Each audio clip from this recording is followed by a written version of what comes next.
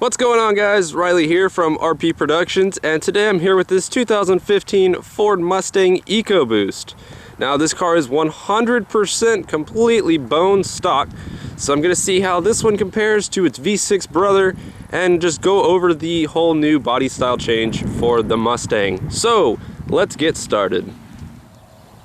Alright guys, so like I said, the car is 100% bone stock, so nothing has been changed to alter the performance or exterior of the car. But coming up to the front, you know, really aggressive front end. I really like what they did with this whole 3-bar daytime running light hash thing. I think that looks really nice. You know, the new body style, a lot of people were very I guess they didn't really like it very much at first, but I think it grew on a lot of people, and same thing with me. It grew on me for sure. Now this car is also featuring the 18-inch wheels. Not a huge fan of those, but for some stock wheels they are not too bad. And then coming around to the back, really nice back end. I really like what they did here. Also, it's pretty cool how these are like 3D and you can actually stick your hand behind the little fins of the taillights. So now one complaint I will have about these new Mustangs is that when you put them in reverse, the light is way down here. So the other day I ran into an instance where there was a Mustang in front of me trying to reverse, and I couldn't even see his reverse light because it's so far down there. So, you know, not the best design of placement for that reverse light, but I guess it works, but I don't know, just not the best. So coming around to the other side, you know, nice body lines.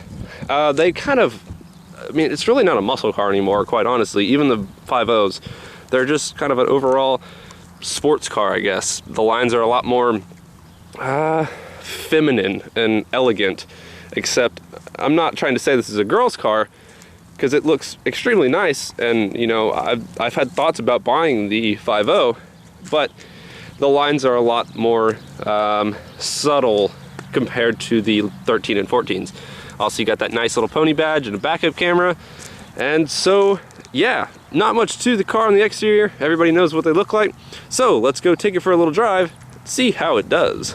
All right, so setting off in the 2015 Mustang EcoBoost. This is my first time driving the new Mustang, so this is kind of a change. I'm pretty familiar with the old models.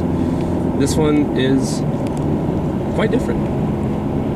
So first thing you'll notice when driving the new EcoBoost, or new Mustang in general, is this hood goes on forever. It's a lot of people like to say the Dodge Charger is like driving a boat, but honestly I feel like I'm driving a boat in this thing because I feel like it just goes on forever and it's kind of weird. Other than that, visibility is not the best. There's a big blind spot there, giant blind spot over here, but as far as like forward visibility goes, the window's actually really big, and these windows on the doors are some of the biggest windows I've ever seen on a door. So visibility there is pretty good. Steering is actually pretty nice. I have it in the make sure, yeah, no I don't. Whoops. Let's see, I put it in sport steering mode, so we'll see if that makes any difference. Apparently I was in comfort before. Actually, yeah, that did make a difference. So the buttons, or the steering changes and stuff, actually make a difference. It's definitely stiffened up a lot, and if I go change it back to comfort, yeah, there's a lot of more give in the steering. So the buttons actually work. That's impressive. That's nice.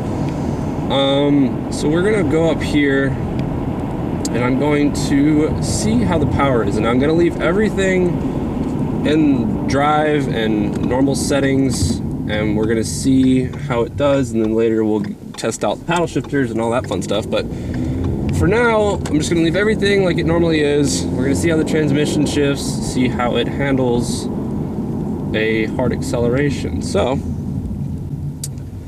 and I'm not gonna, we'll try it.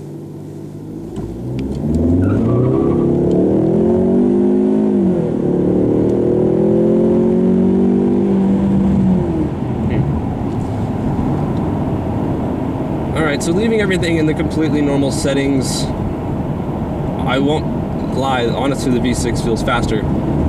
It feels kind of sluggish down at the low end. Once you get up going, I guess once the turbo gets, you know, fully spooled up, then it's not too bad. But down low, there just really didn't seem to be all that much power. So I'm gonna shift it into sport mode. I'm gonna try these paddle shifters out.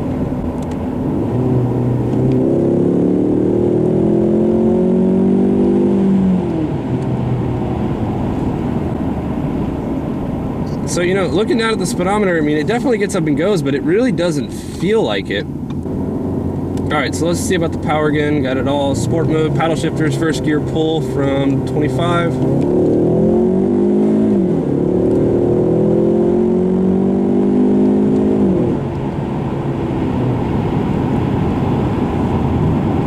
I mean, it's not bad. It's about what you'd expect for a 4-cylinder turbo engine. It's definitely not blowing me away. If you watched my V6 Mustang review, I had a lot more fun driving that car than I am in this. So, granted, that one was tuned, and I don't quite remember how it was driving it just when it was stock. But this one, honestly, I would say either go with the V6 and tune it, or buy this and tune this. But for me, this is just not overwhelmingly quick, and I honestly expected more with all the hype that Ford says about their whole EcoBoost platform and how great of an engine this is supposed to be. Definitely is not living up to the hype for me. Now, another thing I will complain about with the new Mustangs is they don't have a digital speedometer. It's a 2015 year model car, and it should definitely have a digital speedometer to see how fast you're going. Yes, it's not hard reading the whatever that one, the one with the little needle thing. Not hard reading that, but it's nice to just look down and be like, oh, cool, I'm going 46 miles per hour, and you know, it's just, I guess, easier to drive that way. And for 2015, I feel like they should have added that. And I know that there's a way you can go into like developer mode and find it there, but it's just like a big pain in the ass. So that, I feel like that there's stuff lacking still in these new models when you're comparing it directly to the Challenger and the new Camaros. All right, so I'm gonna do a little 20 roll. We'll see about the power again. Not overwhelmed the first 2 times. We'll see about this one.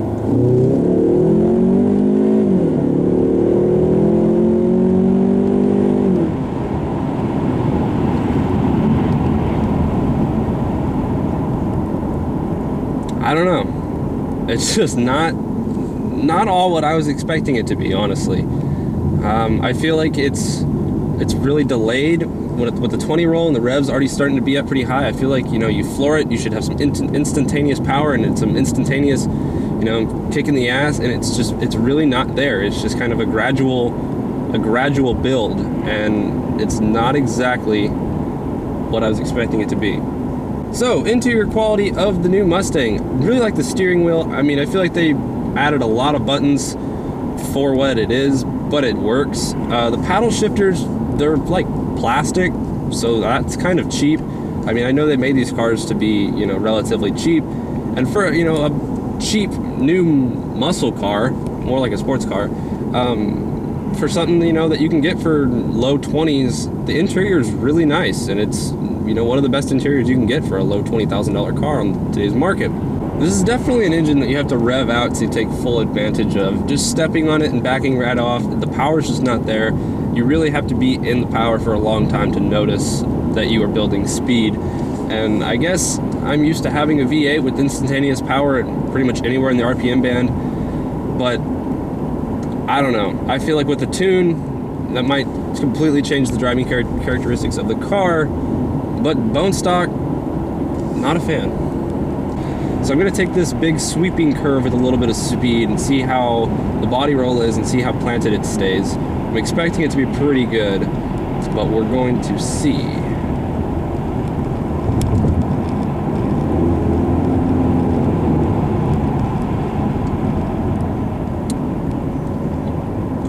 You know, once again, not impressed. It wanted to move around a lot. It didn't really stay planted like I expected it to. That's a corner I can take going honestly much faster in my Charger, and this one, it just wanted to dance, and it was kind of weird.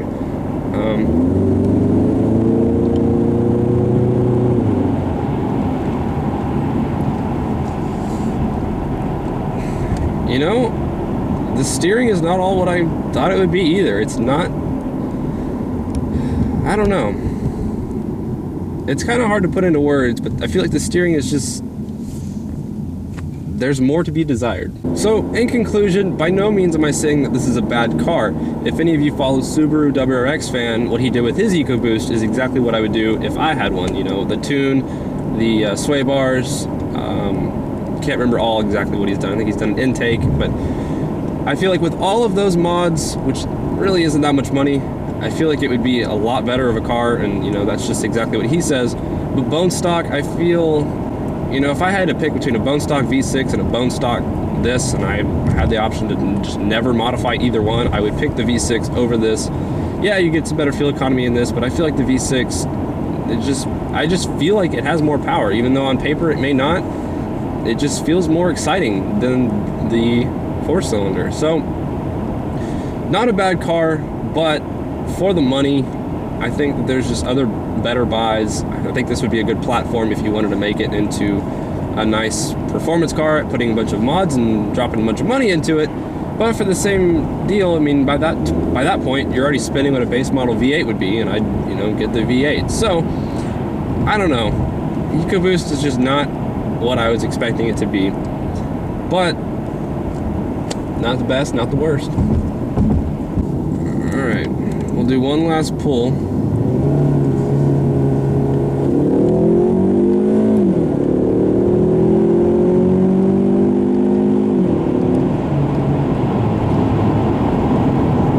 I feel like the power just kind of drops off up in the higher RPMs when that's when the power, you know, needs to be there, and that's when it should be the most. And I feel like it's just kind of, I don't know. I remember watching Subaru WRX fan saying that there was a dead spot somewhere in his RPM, and I don't remember where he said it was, but I know exactly what he's talking about. And I don't feel like it's very linear. I think it's just kind of, there's power some places and there's power and lacking in other places. So it's kind of weird. I feel like you'd have to drive it to really understand. But, you know, honestly, I'm really not that impressed. So guys, closing remarks here. I want to thank y'all for watching. You know, like I said, by no means am I saying this is a bad car. I just feel like it has more to be desired, and it would be a good platform if you wanted to go the route of modifying it. But for the money, I would say either get a base model V8, or honestly, I'd get a V6 over this. So, granted, putting a tune on this would probably be pretty damn fun. So guys, I want to thank y'all for watching, and I'll see you in the next one. Take it easy.